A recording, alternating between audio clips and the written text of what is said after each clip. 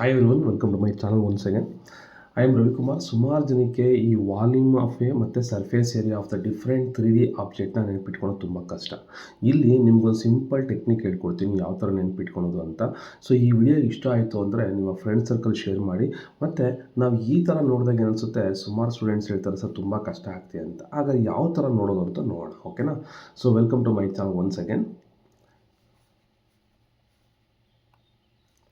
ನೋಡಿ, ಈ ಥರ ಫಾರ್ಮುಲಾಗಳನ್ನ ಬರ್ಕೊಂಡಿರೋ ಬದಲು ಯಾವ ಥರ ನೆನಪಿಟ್ಕೊಬೇಕು. ಸುಮಾರು ಸತಿ ಈ ಥರ ಟ್ರೈ ಮಾಡಿದ್ರೆ ನೆನಪಿರೋದೇ ಇಲ್ಲ. ಹಾಗಾದ್ರೆ ಏನು ಮಾಡೋಣ, ಈಗ ಒನ್ ಬೈ ಒನ್ ನಿಮ್ಗೆ ಹೇಳ್ತಾ ಹೋಗ್ತೀನಿ ಯಾವ ಥರ ನೆನಪಿಟ್ಕೊಳೋದು ಅಂತ, ಓಕೆನಾ? ಸೊ ಈ ಥರ ಇರೋದನ್ನು ನಮಗೆ ಫುಲ್ ಕನ್ಫ್ಯೂಸ್ ಆಗುತ್ತೆ. ಹಾಗಾದರೆ ಯಾವ ಥರ ನಾವು ನೆನಪಿಟ್ಕೊಬೇಕು ನೋಡಿ, ಇದನ್ನು ಫಸ್ಟ್ ತಿಳ್ಕೊಳ್ಳಿ. ನಿಮಗಿರುವಂತಹ ಸೈಡು, ಟ್ರಯಾಂಗಲ್ಲು, ಸರ್ಕಲ್ಲು ಈ ವಿಡಿಯೋದಲ್ಲಿ ನಿಮಗೆ ಡೀಟೇಲಾಗಿ ಎಕ್ಸ್ಪ್ಲೇನ್ ಮಾಡ್ತೀನಿ. ಫಸ್ಟ್ ನಾವು ಬೇಸಿಕ್ಸ್ ತಿಳ್ಕೊಳ್ಳೋಣ. Surface area of a volume, ಎರಡಕ್ಕಿರುವಂಥ ಡಿಫ್ರೆನ್ಸ್ ನೋಡಿ. ಈ ರೆಡ್ ಕಲರ್ ಏನು ನೋಡ್ತಿದ್ದೀರಾ, ಇದು ನಿಮಗೆ ಸರ್ಫೇಸ್ ಏರಿಯಾನ ಇಂಡಿಕೇಟ್ ಮಾಡುತ್ತೆ. ಒಳಗಡೆ ಇನ್ನೊಂದು ಕಲರ್ ಇರುತ್ತಾ, ಆ ಒಳಗಡೆ ಇರುವಂತಹ ಗ್ರೀನ್ ಕಲರು ನಿಮಗೆ ವಾಲ್ಯೂಮ್ ಅಂದರೆ ಏನೋ ಒಂದು ತುಂಬಿರೋವಂಥದ್ದು, ಈ ಸ್ಪೇಸ್ನ ಅಕ್ಯುಪೈ ಮಾಡೋವಂಥದ್ದು. ಈ ಆಚೆ ರೆಡ್ ಕಲರ್ ಬಂತಲ್ಲ, ಅದು ಸರ್ಫೇಸ್ ಏರಿಯಾ. ಒಳಗಡೆ ಇರುವಂಥದ್ದೇನೋ ಒಂದು ಜಾಗನ ಕವರ್ ಮಾಡುವಂಥದ್ದು ವಾಲ್ಯೂಮ್ ಅಂತ ಕರಿತೀವಿ. ಸೊ ರೆಡ್ ಕಲರ್ ಇಂಡಿಕೇಟ್ ಏನು ಮಾಡುತ್ತೆ, ಸರ್ಫೇಸ್ ಏರಿಯಾ. ಒಳಗಡೆ ಇರೋದು ಏನು ಇಂಡಿಕೇಟ್ ಮಾಡುತ್ತೆ, that is the volume. So ನೆನಪಿಟ್ಕೊಳ್ಳಿ, ಅದಕ್ಕೆ ನಿಮಗೆ ಪ್ರಾನ್ಸ್ ಆ ಥರ ಕೊಡ್ತಾರೆ. So volume and surface area.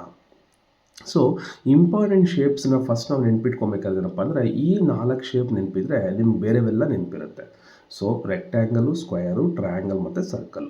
ಈಗ ಸ್ಕ್ವಯರ್ನ ಏರಿಯಾ ಏನು, ಸೈಡ್ ಸ್ಕ್ವಯರ್. ರೆಕ್ಟ್ಯಾಂಗಲ್ಗೇನು ಲೆಂತ್ ಇಂಟು ವಿಡ್ತ್, ಟ್ರಯಾಂಗಲ್ಗೇನು half into base into height. ಹಾಗಾದರೆ ಸರ್ಕಲ್ಗೆ ಪೈ ಆರ್ ಸ್ಕ್ವೇರ್. ಇವುಗಳನ್ನ ಯೂಸ್ ಮಾಡಿಕೊಂಡು ನಾವೀಗ ವಾಲ್ಯೂಮ್ ಫಾರ್ಮನ್ನು ಕಂಡುಹಿಡಿತೀವಿ. ಯಾವ ಥರ, ಈಗ ಸ್ಕ್ವೇರ್ ನಿಮಗೆಲ್ಲ ಗೊತ್ತೇ ಇದೆ, ಸೈಡ್ ಎ ಸ್ಕ್ವೇರ್ ಅಂತ ಅಂದರೆ ಏರಿಯಾ. ಅದೇ ಇದಕ್ಕೆ ಒಂದು ಎಕ್ಸ್ಟ್ರಾ ಏನು ಮಾಡ್ತೀರಿ, ಇನ್ನೊಂದು ಆ್ಯಕ್ಸಿಸಲ್ಲಿ ನಮಗೆ ಲೆಂತ್ ಇನ್ಕ್ರೀಸ್ ಆಗುತ್ತೆ 3D ಶೇಪ್ ಆದಾಗ, ಕರೆಕ್ಟಾ? ಈ ಥರ ಒಂದು ಲೆಂತ್ ಎಕ್ಸ್ಟ್ರಾ ಆಗುತ್ತೆ, ಸೇಮ್ ಲೆಂತ್ ಬರುತ್ತೆ ಎ ಅಂತ. ಅವಾಗ ನಿಮ್ಗೆ ಏನಾಗುತ್ತೆ, ಇದೇ ಸ್ಕ್ವೇರ್ ಎ ಸ್ಕ್ವೇರ್ ಇದೆಯಲ್ಲ, ಅದಕ್ಕೆ ಇನ್ನೊಂದು ಎನ ಮಲ್ಟಿಪ್ಲೈ ಮಾಡ್ತೀರಿ. ಅವಾಗ ಏನಾಯ್ತು, ಇದು ಎ ಕ್ಯೂಬ್ ಅಂತ ಆಯಿತು. So the volume of a cube ಏನು, ದಟ್ ಈಸ್ ಎ ಕ್ಯೂಬ್. ಅರ್ಥ ಆಯ್ತಲ್ವಾ? ಸೊ ತುಂಬ ಸಿಂಪಲ್ ಟೆಕ್ನಿಕ್ ಇದು.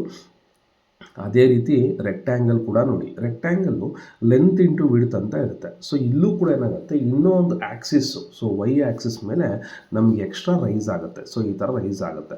ರೈಸ್ ಆದಾಗ ಎಷ್ಟು ಲೆಂತ್ ಎಕ್ಸ್ಟ್ರಾ ಆಯಿತು, ಎಚ್ ಅಂತ. ಸೊ ವಾಟ್ ಇಟ್ ಇಂಡಿಕೇಟ್ಸ್, ನಮಗೀಗ ಈ ಲೆಂತ್ ಇಂಟು ವಿಡ್ತ್ಗೆ ಮಲ್ಟಿಪ್ಲೈ ಬೈ ಎಚ್ ಮಾಡಿದ್ರೆ you will get the volume of a cuboid. So length into width into height. ನೆನ್ಪಿಟ್ಕೊಳ್ಳಿ, ಕ್ಯೂಬಾಯ್ಡ್ ಯಾವುದರಿಂದ ಬರುತ್ತೆ, ರೆಕ್ಟ್ಯಾಂಗಲಿಂದ ಬರುತ್ತೆ.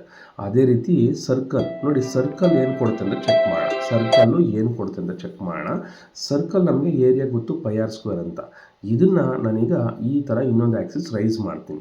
ಎಷ್ಟು ರೈಸ್ ಮಾಡ್ತೀನಿ, ಹೆಚ್ಚಷ್ಟು ರೈಸ್ ಮಾಡ್ತೀನಿ. ಅವಾಗ ನಿಮ್ಗೆ ಏನು ಸಿಕ್ತು, ಇಟ್ ಈಸ್ ಸಿಲಿಂಡರ್. ಸೊ ಅದಕ್ಕೆ ಪೈ ಆರ್ ಸ್ಕ್ವೇರ್ಗೆ ಹೆಚ್ಚಿನ ಮಲ್ಟಿಪ್ಲೈ ಮಾಡಿ ನಮಗೇನು ಸಿಗುತ್ತೆ, the volume of a cylinder ಸಿಗುತ್ತೆ, that is pi R square H. So ಇದು ತುಂಬ ಇಂಪಾರ್ಟೆಂಟು, ನೆನ್ಪಿಟ್ಕೊಳ್ಳಿ.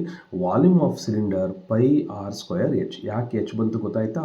ಇನ್ನು ಟ್ರಯಾಂಗಲ್ ನಮ್ಗೆ ಗೊತ್ತೇ ಇದೆ, half into base into height. ಇದು ತುಂಬ ಇಂಪಾರ್ಟೆಂಟ್ ನೋಡಿ. ಇಲ್ಲೊಂದು ಆ್ಯಕ್ಸಿಸ್ನ ಈ ಥರ ರೊಟೇಟ್ ಮಾಡಿದ್ರೆ ನಮಗೆ ಈ ಥರ ರೊಟೇಟ್ ಆಗುತ್ತೆ, ಕರೆಕ್ಟಾ? ರೊಟೇಟ್ ಆದಾಗ ಏನು ಸಿಕ್ತು ನಮಗೆ, ದಿಸ್ ಈಸ್ ಕಾಲ್ಡ್ ಕೋನ್. ಅರ್ಥ ಆಯ್ತಾ? ಈ ಕೋನ್ನ ನಾವು ಏನು ಮಲ್ಟಿಪ್ಲೈ ಮಾಡ್ತೀರಿ, 2/3 ಪೈ ಆರ್. ಇದು ನೆನ್ಪಿಟ್ಕೊಳ್ಳಿ, ಫ್ಯೂಚರಲ್ಲಿ ಬರುತ್ತೆ ನಿಮಗೆ 2/3 ಪೈ ಆರ್ ಯಾಕೆ ಬಂತು ಅಂತ. ಇವೆರಡೂ ಮಲ್ಟಿಪ್ಲೈ ಮಾಡಿದ್ರೆ 1/3 pi R square H. So ಇದು ಫ್ಯೂಚರಲ್ಲಿ ನೀವು ಒಂದು PUCಗೆ ಬಂದಾಗ ತಿಳ್ಕೊತೀರ ಯಾವ ಥರ ಬಂತಿದ್ದು ಅಂತೇಳಿ, 2/3 ಪೈ ಆರ್ನ ಯಾಕೆ ಮಲ್ಟಿಪ್ಲೈ ಮಾಡ್ತೀರಿ ಅಂತ, ಓಕೆನಾ?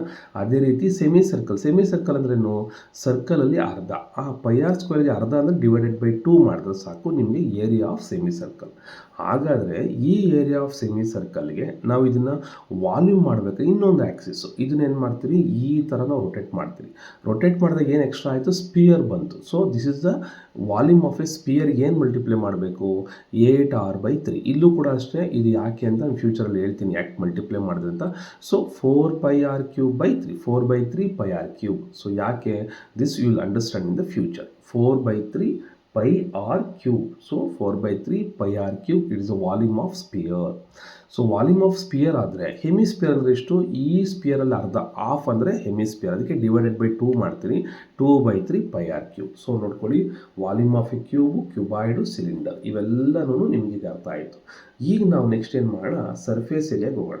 Surface area of a cube. Surface area ಅಂದ್ರೇನು, ಈ ಹೊರಗಡೆ ಇರುವಂತಹ ಫೇಸಸ್ ಈ ರೆಡ್ ಕಲರ್ ಇರ್ತಾವಲ್ಲ, all sides are same square. ನೋಡಿ ಇದು ಏನು ನೋಡ್ತಾ ಇರೋ ರೆಡ್ ಕಲರ್ ಇವೆಲ್ಲ ಸೇಮ್ ಇರುತ್ತೆ ಸ್ಕ್ವೇರ್. ಎಷ್ಟಿದೆ, you can count this one. Count ಮಾಡಿದ್ರೆ 1 2 3 4 5 6 ಇದೆ.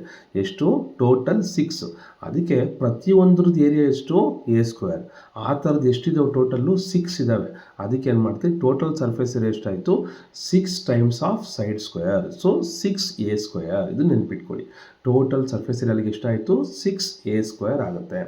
ಇನ್ನು ನಾವು ಇದೇ ಥರನೇ ಆಪೋಸಿಟ್ ಮಾತ್ರ ನೋಡೋಂಗಿದ್ರೆ ಲ್ಯಾಟ್ರಲ್ ಸರ್ಫೇಸ್ ಏರಿಯಾ ಅಂತ ಕರಿತೀವಿ. ಅಂದರೆ ಟಾಪು ಮತ್ತು ಬಾಟಮ್ ಬಿಟ್ಬಿಡ್ತೀರಿ, ಆಪೋಸಿಟ್. ಅವಾಗ ಏನಾಗುತ್ತೆ, 4 times of a square. So lateral surface area ಆಗಾರೆ ಏನು ಕನ್ಸಿಡರ್ ಮಾಡ್ತೀರಿ, 4 ಎ ಸ್ಕ್ವೇರ್ ಕನ್ಸಿಡರ್ ಮಾಡ್ತೀವಿ. ಅದೇ ರೀತಿ ಕ್ಯೂಬಾಯ್ಡ್ ನೋಡಿ, ಕ್ಯೂಬಾಯ್ಡಲ್ಲಿ ನೋಡ್ತೀರಾ, ಕ್ಯೂಬಾಯ್ಡಲ್ಲಿ ಏನಪ್ಪ ಅಂತಂದರೆ you can see this one. Total 6 rectangles ಇರುತ್ತೆ. ಎಷ್ಟಿರುತ್ತೆ, ಟೋಟಲ್ ಆಗಿ 6 ರೆಕ್ಟ್ಯಾಂಗಲ್ಸ್ ಇರುತ್ತೆ. 6 ರೆಕ್ಟ್ಯಾಂಗಲ್ಸ್ ಅಂದರೆ ಎಷ್ಟಾಯ್ತು ನೋಡಿ, ಇಲ್ಲಿ ಟಾಪು ಬಾಟಮು ಆಪೋಸಿಟ್ಟು ಮತ್ತು ಇದೊಂದು ಆಪೋಸಿಟ್. ಇದು ಲೆಂತ್ ಇಂಟು ವಿಡ್ತ್ ಬರುತ್ತೆ, ಇದು ಲೆಂತ್ ಇಂಟು ವಿಡ್ತ್ ಬರುತ್ತೆ, ಇದು ಲೆಂತ್ ಇಂಟು ವಿಡ್ತ್, ಇದು ಲೆಂತ್ ಇಂಟು ವಿಡ್ತ್. ಬಟ್ ಇಲ್ಲಿ ನೋಡಿ, ಈ ಎರಡು ಇದೆಯಲ್ಲ, ಎರಡು ಸೇಮ್ ಸ್ಕ್ವೇರ್ ಥರ ಇದು, ಕರೆಕ್ಟಾ? ಅದನ್ನು ಯಾವ ಥರ ಮಾಡ್ತೀರಿ ಅಂತ ಹೇಳ್ತೀನಿ ನೋಡಿ.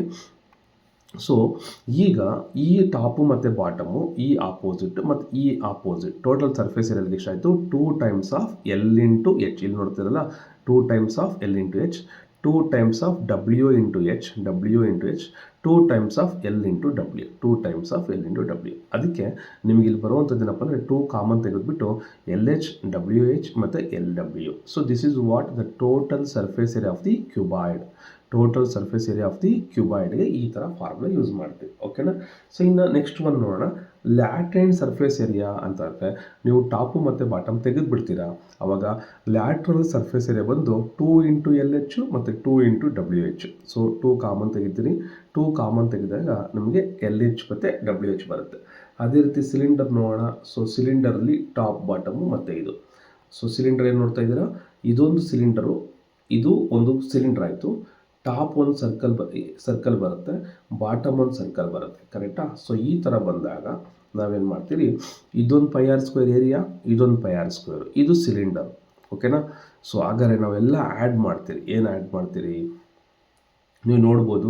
ಇದನ್ನ ಹಿಂಗೆ ಕಟ್ ಮಾಡಿಬಿಟ್ಟು ಹಿಂಗೆ ಏನಾಗ ಎಳೆದ್ರೆ ನೋಡಿ, ಇಲ್ಲೊಂದು ಕಟ್ ಮಾಡಿಬಿಟ್ಟು ಇದನ್ನು ಈ ಥರ ಉದ್ದಗೆ ಎಳೆದ್ರೆ ಇದು ಹೆಚ್ಚಾಯಿತು. ಹಾಗಾದ್ರೆ ವಾಟ್ ಅಬೌಟ್ ದಿಸ್ ಒನ್, ಈ ಸರೌಂಡಿಂಗ್ ಇದೆಯಲ್ಲ, ಇದು ನಮಗೆ circumference of a circle, that is called 2 pi r ಅಂತ. ಆ 2 ಪೈ ಆರ್ ಇಲ್ಲಿಂದ ಇಲ್ಲಿವರೆಗೂ ಬರುತ್ತೆ. So that will become 2 pi r ಅಂತ ಆಗುತ್ತೆ. ಓಕೆನಾ? So you can observe this one. ಇದು ಟಾಪ್ ಏನಾಗ್ತಿದೆ, circumference, that is 2 pi r of a circle. ಇದು ಹೆಚ್ಚು ಹೈಟು. ಹಾಗಾದರೆ ನಾವು ಇವೆರಡು ಏನಾದರೂ ಮಲ್ಟಿಪ್ಲೈ ಮಾಡಿದ್ದೆ ಆದರೆ area of a rectangle L into H 2 pi r h. So ಇದು 2 ಪೈ ಆರ್ ಎಚ್ ಆಗುತ್ತೆ. ಓಕೆನಾ? ಅದಕ್ಕೆ ನಾವಿಲ್ಲೇನು ಯೂಸ್ ಮಾಡ್ತೀರಪ್ಪ ಅಂದರೆ ಯು ಕ್ಯಾನ್ ಯೂಸ್ ಇಯರ್ ಏನು, pi R square divided by pi R square. ಇದೊಂದು ಸರ್ಕಲ್ಲು, ಇದೊಂದು circle, area of a pipe, ಇದು 2 ಪೈ ಆರ್ ಎಚ್. ಹಾಗಾದರೆ ಟೋಟಲಾಗಿ ಏನು ಬರುತ್ತೆ ನೋಡಿ.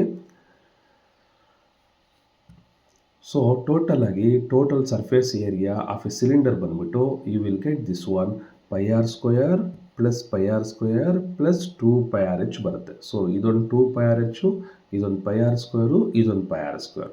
ಓಕೆನಾ? ಸೊ ಎರಡರಲ್ಲಿ ಇದು 2 ಟೈಮ್ಸ್ ಮಲ್ಟಿಪ್ಲೈ ಮಾಡ್ತಾರೆ, 2 ಪೈ ಆರ್ ಸ್ಕ್ವೇರು, 2 ಕಾಮನ್ ತೆಗೆದ್ರೆ pi R square plus pi r h, 2 into pi R square plus pi r h. ಅರ್ಥ ಆಗ್ತಿದೆಯಾ? ಸೊ 2 ಪೈ ಕರ್ವ್ಡ್ ಸರ್ಫೇಸಲ್ಲಿ ಬರೀ ಅದಕ್ಕೆ ಮಾತ್ರ ಕನ್ಸಿಡರ್ ಮಾಡ್ತೀವಿ. ಇನ್ನು ಕೋನ್ನ ನೋಡೋಣ. ಕೋನ್ ನೋಡಿ ಏನೇನು ಶೇಪ್ ಇದೆ, ಕೆಳಗಡೆ ಒಂದು ಸರ್ಕಲ್ ಬರುತ್ತೆ, ಮೇಲೆ ಒಂದು ಕೋನ್ ಶೇಪ್ ಬರುತ್ತೆ.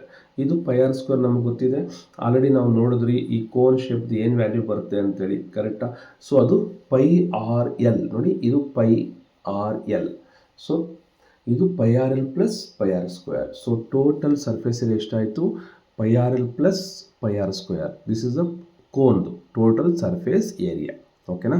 Pi r l plus pi R square, ಎರಡು ಶೇಪನ್ನ ನಾವು ಆ್ಯಡ್ ಮಾಡ್ತೀರಿ. ಕರ್ವ್ಡ್ ಸರ್ಫೇಸ್ ಏರಿಯಾ ಏನಾಗುತ್ತೆ, ಓನ್ಲಿ ಇದು ಮಾತ್ರ curved surface area, that is pi r l. So ಈಗ ಕರ್ವ್ಡ್ ಮತ್ತು ಲ್ಯಾಟ್ರಲ್ ಸರ್ಫೇಸ್ ಏರಿಯಾ ಅಂದ್ರೇನು, ಟಾಪು ಮತ್ತು ಬಾಟಮ್ ಕನ್ಸಿಡರ್ ಮಾಡೋದಿಲ್ಲ, ಬರೀ ಮಿಡ್ ಸರ್ಫೇಸ್ ಮಾತ್ರ ಕನ್ಸಿಡರ್ ಮಾಡ್ತೀರಿ. ಇದನ್ನು ಚೆನ್ನಾಗಿ ನೆನ್ಪಿಟ್ಕೊಳ್ಳಿ. ಅರ್ಥ ಆಗ್ತಿದೆಯಾ? So very very important thing. ಇನ್ನು ಸ್ಪಿಯರ್ಗೆ ಹೋಗೋಣ. ಸ್ಪಿಯರಲ್ಲಿ ಯಾವ ಥರ ಕನ್ಸಿಡರ್ ಮಾಡ್ತೀರಿ ಅಂತ.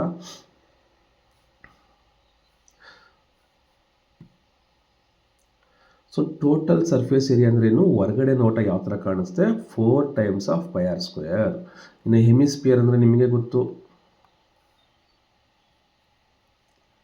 ಸೊ ಚಾನಲ್ನ ಸಬ್ಸ್ಕ್ರೈಬ್ ಮಾಡಿ ಫಸ್ಟು, ನೀವು ಈ ಥರ ವಿಡಿಯೋ ತಿಳ್ಕೊಬೇಕು ಅಂತಂದರೆ. ಇನ್ನು ಹೆಮಿಸ್ಪಿಯರ್ಗೆ ಹೋಗೋಣ. ಹೆಮಿಸ್ಪಿಯರಲ್ಲಿ ಒಂದು ಟಾಪ್ ಬಾಟಮ್ ಇದೆ, ಕೆಳಗಡೆ ಒಂದು ಸರ್ಕಲ್ ಇದೆ.